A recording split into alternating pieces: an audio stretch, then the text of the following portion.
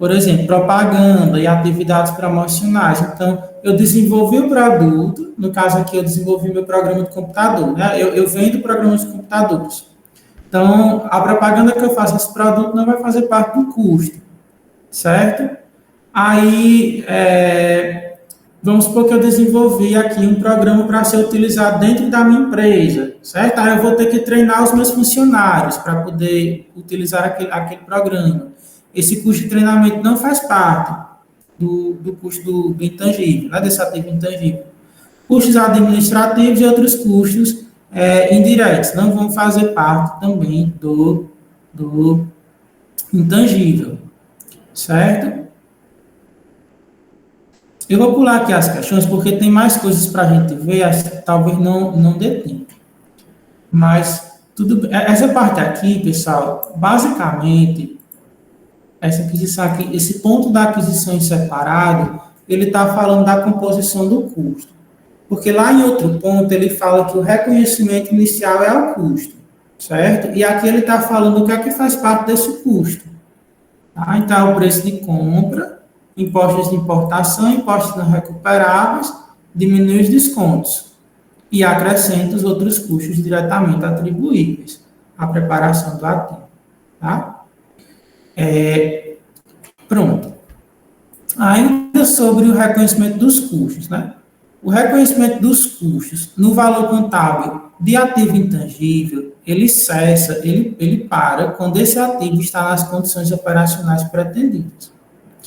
Então, um exemplo aqui não com intangível, né, mas os computadores, né? Então, se os computadores que eu comprei, já foi feita a instalação dos programas, ele está pronto para ser usado, então pronto, o custo é o que eu gastei até ali, ele está em condições de uso, certo? Dali para frente, o que eu gastar com ele vai ser despesa, tá? A não ser que seja um incremento substancial no seu valor, como, por exemplo, eu tenho um imóvel e eu faço uma melhoria naquele imóvel. Aquela melhoria pode ser incorporada ao valor do imóvel, certo? Diferente de uma manutenção. Tá, então o custo do ativo intangível, até ele ficar pronto para uso, faz parte do valor dele, né? Depois daquilo vai ser despesa. Pronto, vamos falar do bendito goodwill. Deixa eu beber aqui água.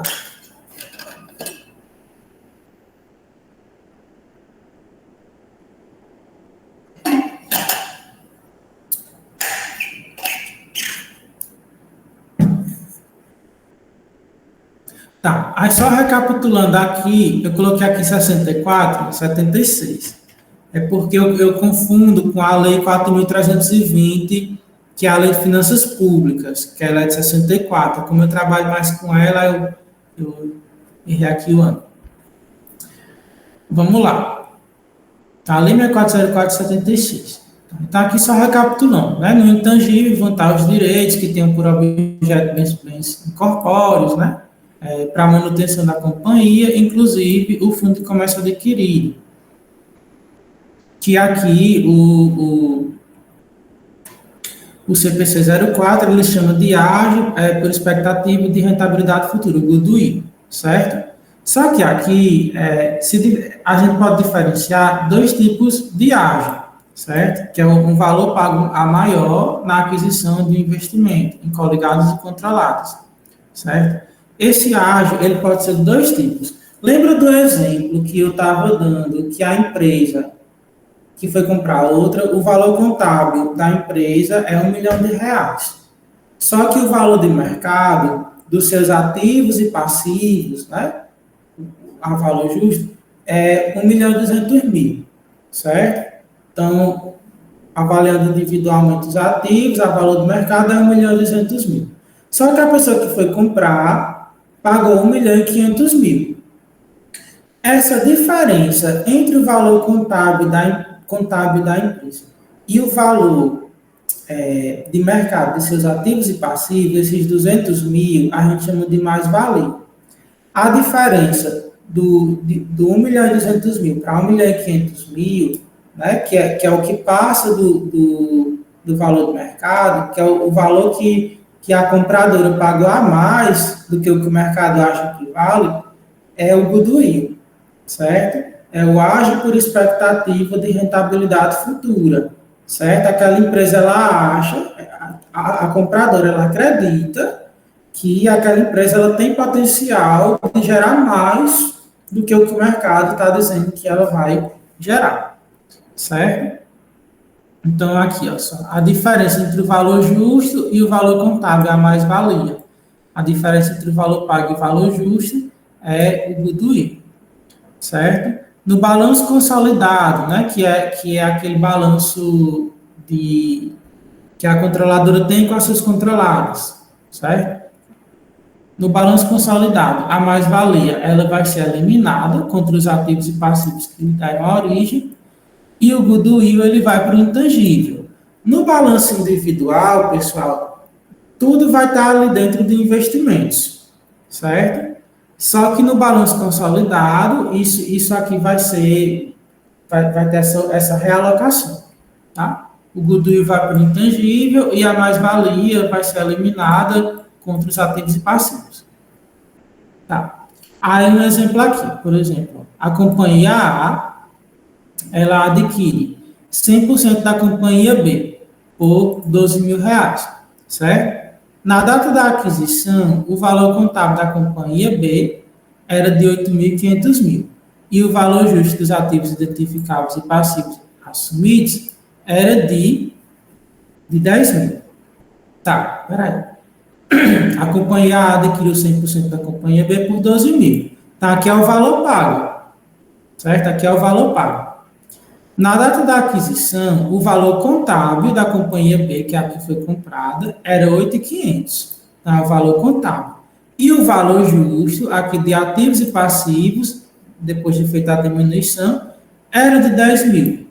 Então, veja que se o valor justo é 10 mil, o valor contábil é 8.500, eu tenho uma mais-valia de 1.500, certo? Se o valor de aquisição é 12 mil e o valor justo é 10 mil, eu tenho um goodwill de 2 mil, como aqui no cálculo. O valor do montante transferido 12 mil, valor justo dos ativos passivos 10 mil, goodwill 2 mil, certo? Contabilização de investimento, aqui no balanço individual, certo? Vai estar tudo dentro de investimentos, o valor patrimonial, mais valia o goodwill e contra caixa.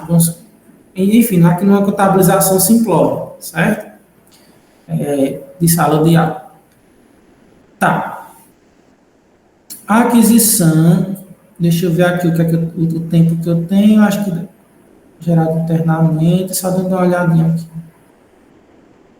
Eu vou tentar ser um pouco mais breve nessas outras partes, tá? Para dar para a gente falar um pouquinho de pesquisa e desenvolvimento. Tá. Aquisição no contexto da combinação de negócios. Esse ponto aqui ele é tratado a partir do item, aliás, no item 33. Aquisição no contexto de combinação de negócios. Combinação de negócios geralmente são essas operações de compra e venda de empresas coligadas, controladas, certo? Se um ativo intangível for adquirido em uma combinação de negócios, o seu custo é o valor justo na data da aquisição. Então, veja só, vamos voltar aqui, certo? Nesse ponto aqui, ele falou de goodwill, né? A gente já entendeu o que é o goodwill, né? Que é esse valor que passa do valor de mercado, certo? Só que vamos olhar para essa mais-valia, certo? Que é a diferença do valor contábil para o valor do mercado. Só que essa diferença, esse valor de mercado, ele é calculado individualmente por cada ativo e cada passivo. Dentro desses ativos, você também vai ter os ativos intangíveis, certo? Então, dentro do contexto de uma aquisição de um ativo intangível, dentro de uma combinação de negócios, o seu custo vai ser o valor justo na data da aquisição. Por exemplo, a empresa que foi adquirida, ela tem uma patente. Essa patente ela está registrada, vamos supor, por R$ 100.000, tá? Só que o valor de mercado deu 120 mil. Aí ela vai registrar vai ser registrado agora por 120 mil. Ok? É só esse ponto aqui que o CPC está querendo dizer. Tá. Mensuração do valor justo de ativo intangível adquirido em combinação de negócios. Tá. Se o ativo intangível adquirido em combinação de negócios for separável ou resultado de direitos contratuais ou outros direitos legais, considera-se que seu valor justo pode ser mensurado com confiabilidade, certo? Então, eu posso mensurar com confiabilidade se eu conseguir separar ou se for resultado de um direito.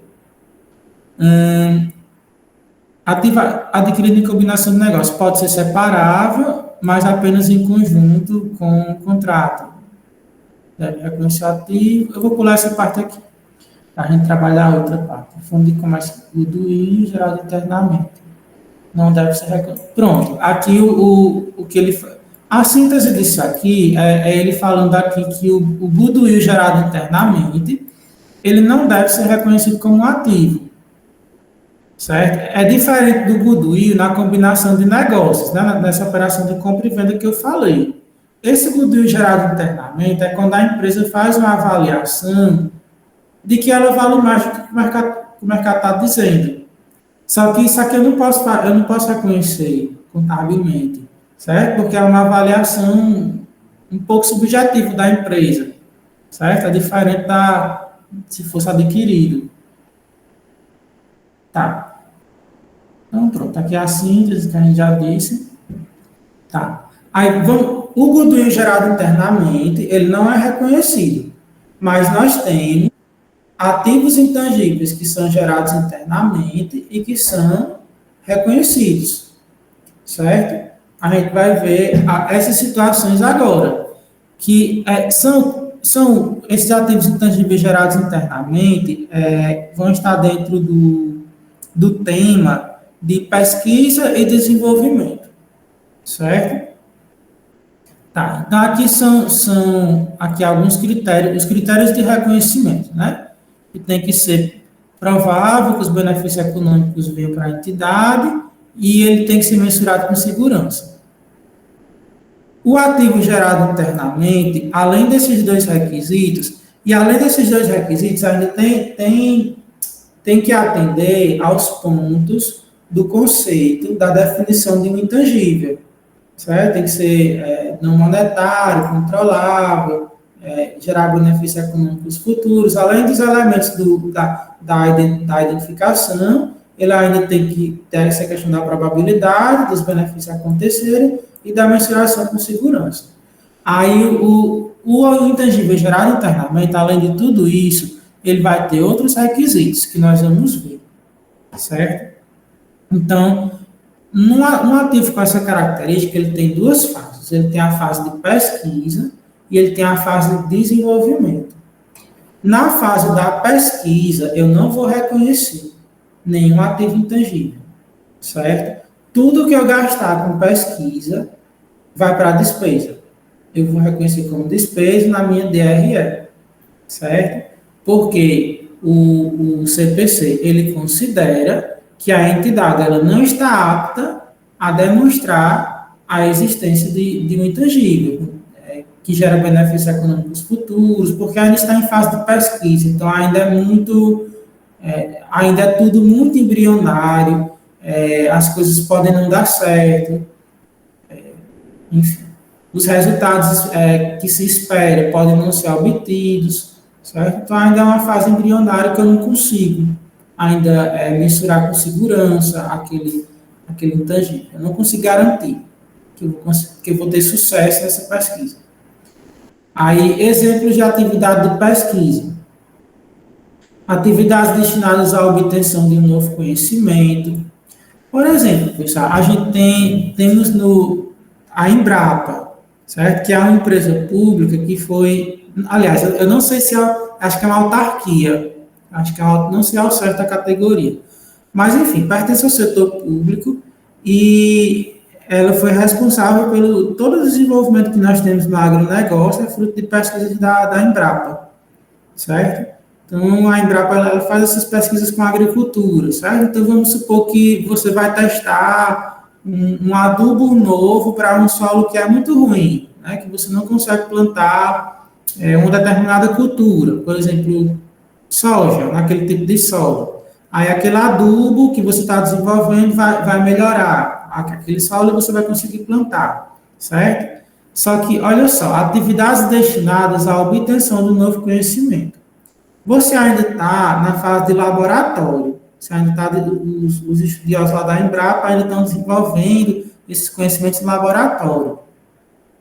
Ainda você está buscando, avaliando e selecionando, aliás, busca avaliação e seleção final das aplicações dos resultados da pesquisa ou outros conhecimentos. Você ainda está avaliando, selecionando os elementos que são melhor para constituir o adubo, ainda está buscando alternativas para materiais, dispositivos, produtos, processos ou sistemas ou serviços, certo? Formulação, projeto, avaliação, seleção final de alternativas possíveis para materiais, dispositivos, produtos.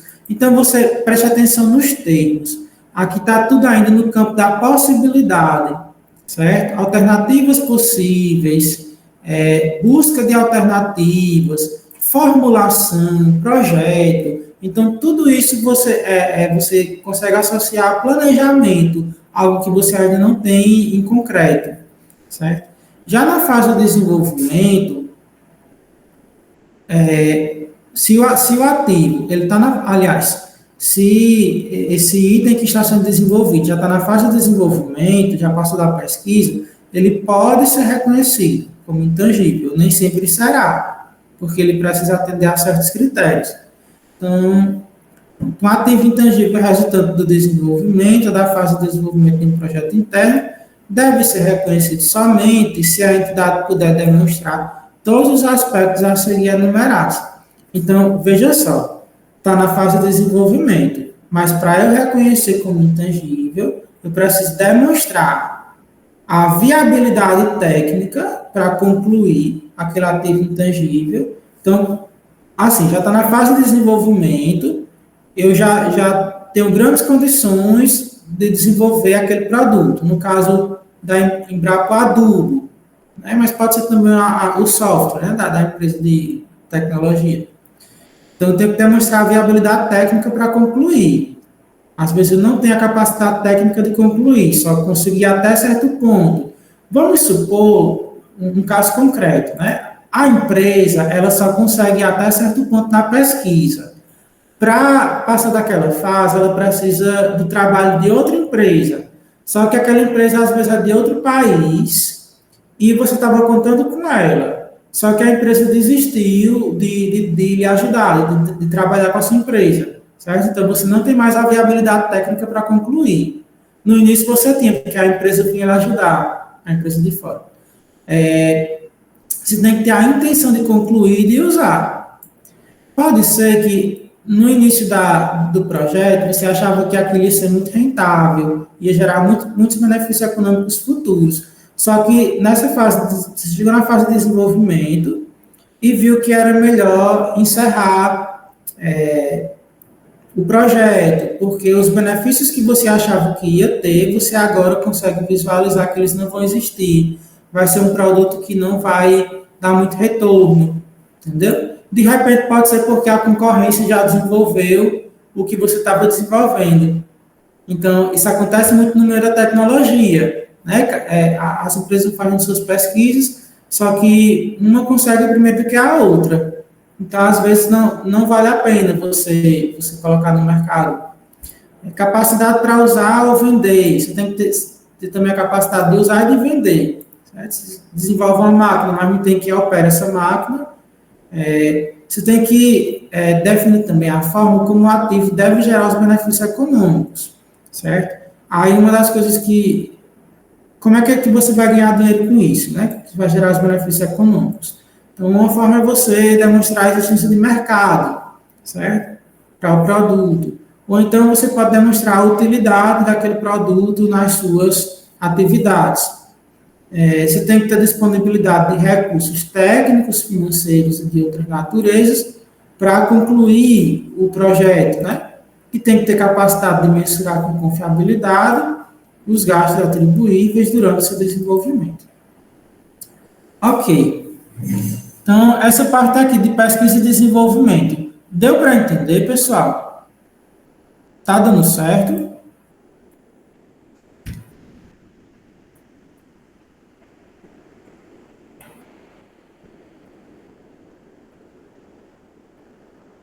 Pronto, Danilo precisou sair, não foi? Tudo bem, né? Então eu vou seguir aqui.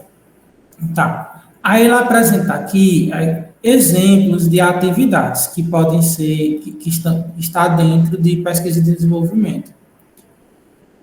Aliás, atividades de desenvolvimento. Projeto, construção e teste de protótipos e modelos. Então, quando você já tem um modelo, quando você já tem protótipo, modelo, quando você já tem um molde, uma matriz para uma nova tecnologia, isso aqui já está na fase de desenvolvimento. Por mais que lá na pesquisa também tenham termos, né, que tenham a ver com o projeto, mas a diferença é porque aqui no desenvolvimento você já tem itens concretos. Então, aqui você já tem um protótipo de um produto, você já tem um modelo. Na pesquisa você ainda não tinha. Aqui você já tem uma fábrica piloto, por exemplo, certo? Você já tem a sua alternativa escolhida. Você já escolheu a alternativa, lá você ainda estava escolhendo, certo? Materiais, dispositivos. Aí pronto. Então aqui são exemplos, né? Aí aqui o 64 ele vai dizer que os gastos incorridos com marcas, título de publicação, lista de clientes e outros itens similares, eles não podem ser separados dos custos relacionados ao desenvolvimento do negócio como um todo. Então, eles não devem ser reconhecidos como intangíveis. Às vezes, eu não consigo separar, por exemplo, uma lista de clientes da empresa, né? Então, eu não vou reconhecer de maneira individualmente. Tudo que eu não consigo reconhecer individualmente é como se estivesse no Goodwill, quando eu vou... Assim, a gente intui que está no Goodwill, mas nós não podemos fazer esse reconhecimento. Aí o exemplo, né? Considera a seguinte situação de empresa ao longo dos anos. Em 2020, nós temos um projeto inicial de pesquisa. Em 2021, você inicia a fase de desenvolvimento, mas não há condições de identificar se o ativo vai ou não gerar benefícios econômicos futuros. Em 2022, a empresa demonstra viabilidade técnica, mas não consegue mensurar se há mercado. Em 2023, consegue demonstrar a viabilidade de concluir o projeto, e em 2024, ela vai começar a vender o produto. Diante dessa situação dessa empresa, como é que nós vamos contabilizar os gastos, né, que nós vamos tendo nesse projeto? Olha só, 2020 ainda está na fase de pesquisa, então tudo que eu gastar aqui vai para a despesa. 2021 já está na fase de desenvolvimento, então eu já posso olhar com atenção, porque de repente eu já posso ativar, né, registrar como ativo intangível. Está na fase de desenvolvimento, mas eu não tenho condições de identificar se o ativo vai ou não gerar benefícios econômicos futuros. Isso aqui é um critério para todo ativo intangível, para eu poder reconhecer. Então, eu tenho que ter a probabilidade de gerar benefícios econômicos futuros. Então, isso aqui não está atendido. Não é nem do específico de gerado internamente, é do intangível de maneira geral. Em 2022, eu já tenho viabilidade técnica, mas eu não consigo mensurar se eu tenho mercado. Então, eu não estou atendendo a um dos critérios para poder reconhecer. Então, até 2022 vai ser tudo despesa. Tudo que eu gastar vai ser despesa. Em 2023, eu consigo demonstrar a viabilidade e concluir o projeto.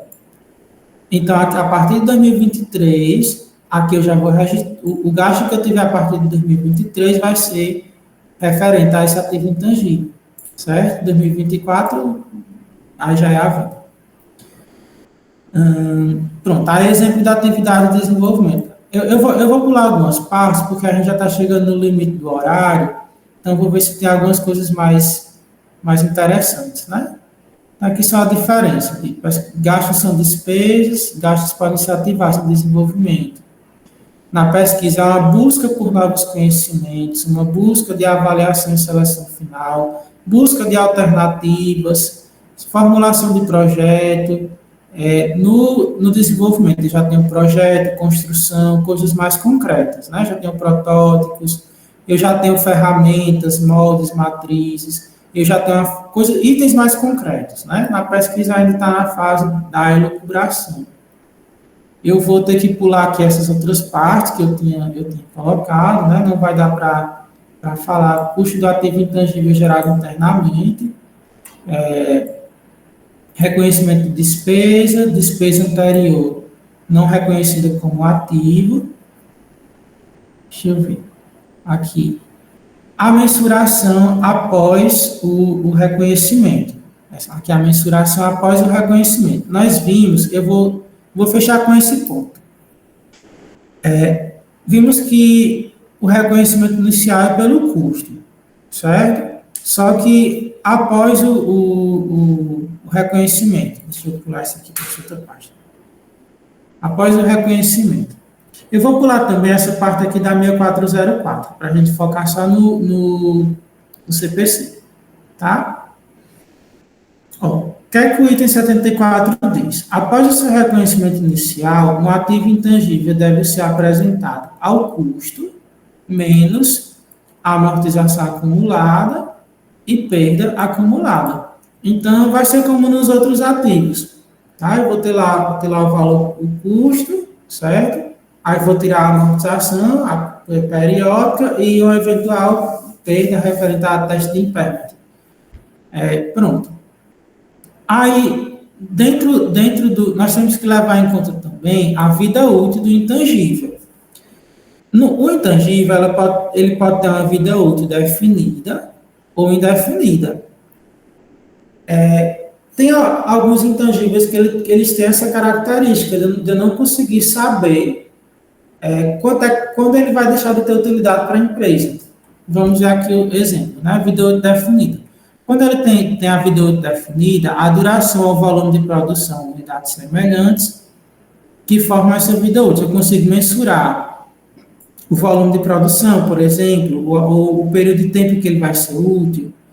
Quando ele não tem vida útil definida, quando, com base na análise de todos os fatores relevantes, não existe um limite previsível para o período durante o qual o ativo deverá gerar fluxos de caixa líquidos positivos para a entidade. Então, eu não consigo saber qual período, por quanto tempo os benefícios vão acontecer para a entidade. Quando a vida útil é definida, eu vou amortizar o meu intangível. Só que quando ele tem vida útil indefinida, eu não vou amortizá-lo, tá? Então, eu vou apenas, nesse caso, todos os anos, eu vou ter que aplicar o teste de recuperabilidade, certo? Então, a vida útil ela pode ser resultante de direitos contratuais ou legais, certo? Podendo ser menor do que o período legal, certo? Porque também tem a ver com o tempo que a empresa espera utilizar aquele item.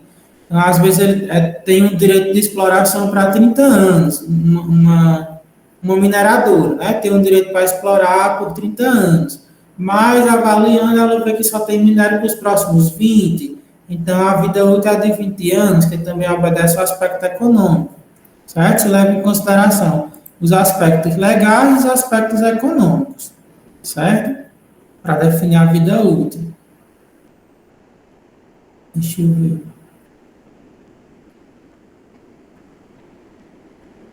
Essa aqui dá para fazer.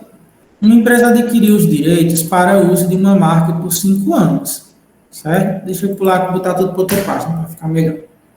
Olha só.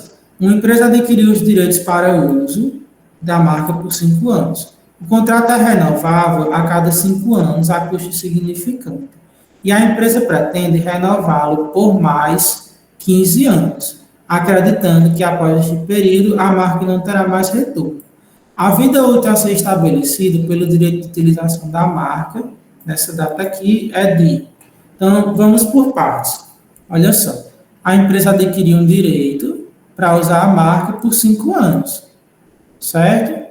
Só que o contrato ele é renovável a cada 5 anos, certo? A cada 5 anos eu posso renovar o contrato, certo? O custo é insignificante, tá? E a empresa, a empresa tem a possibilidade de renovar e ela pretende renovar por mais 15 anos, certo? Além desses 5 iniciais, certo? Aí a pergunta, qual é a vida útil a ser estabelecida pelo direito de utilização da marca? No caso aqui, pessoal, vai ser a alternativa D, certo? 20 anos. Porque a empresa, por mais assim que legalmente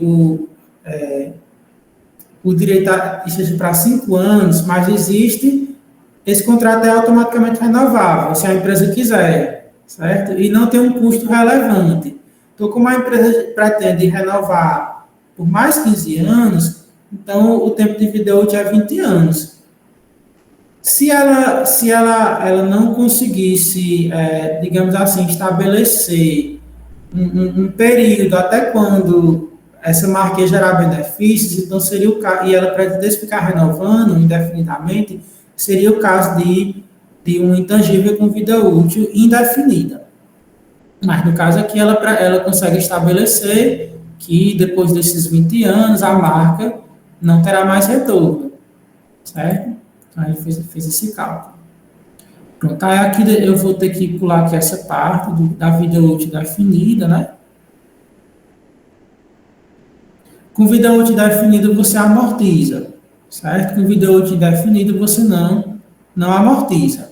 Aí, nesse caso, você vai testar o valor recuperável todos os anos e sempre que existam indícios de que o ativo tenha perdido valor, certo? A vida útil ela deve ser revisada periodicamente, certo? E havendo alterações, você vai contabilizar como mudança de estimativa contábil, ok? Aí aqui tem um exemplo do próprio CPC, acho que eu vou ter que pular, porque acho que eu já ultrapassei o limite, certo? E além desses temas que nós abordamos aqui, ainda há outros pontos que o CPC aborda, tá? Como a amortização pela receita, o método de reavaliação, o teste de recuperabilidade para ativos intangíveis, a baixa e a alienação. E como nós já ultrapassamos o tempo, eu vou encerrar aqui minha apresentação, pessoal. Eu peço perdão se não foi a contento, certo? Mas, enfim, espero ter contribuído de alguma maneira com a formação de vocês, com os objetivos que vocês têm daqui para frente, certo? E muito obrigado. Oi, meu amigo. Eu que agradeço, cara. Foi perfeito, muito esclarecedor, né? Uma linguagem muito clara. Muito obrigado, viu? Então, esse serviu até para o pessoal da minha turma, né? Que faculdade 5, né? A gente discutiu esse tema lá, então ajudou bastante, né? Então, queria agradecer mais uma vez os alunos que fizeram presente, né? Agradecer principalmente os alunos de outras instituições, né? E aí já pedi para vocês seguirem lá o projeto, o Instagram do projeto, divulgarem nas instituições de vocês, certo? Ó, tem aluno meu aqui, acho que é André Viana é meu aluno. É muito bom, André. Obrigado por ter vindo, André. E aí, conto com a sua presença sexta-feira que vem, certo? Então, muito obrigado. Obrigado, Yuri. Desejo muito sucesso para você na sua carreira, na sua jornada. Você é uma pessoa muito humilde, né? Muito prestativa também, certo? Obrigado aí pelas suas palavras aí, pelo seu conhecimento compartilhado. E aí, conto com a presença de vocês também no próximo encontro, né? Provavelmente vai ser sexta-feira que vem, certo? Pois Vai fazer Tudo de alguma coisa? bom. Não, só agradecer a oportunidade e foi muito bom ter esse momento, assim, rever Gilberto, rever a Adília, mesmo que visual, mesmo que pela internet, né, sem ser pessoalmente, mas é muito bom rever. Tá certo, valeu, valeu. Então, boa noite a todos, certo? Eu vou compartilhar com vocês a gravação da aula, certo? Se vocês quiserem rever, Show de bola. slide, certo? E aí o Yuri pode mandar para os alunos dele que não estiveram presentes, né, na aula, Uhum. beleza? Beleza. Obrigado, boa noite a todos, fique com Tchau, Deus, pessoal. até a próxima, né?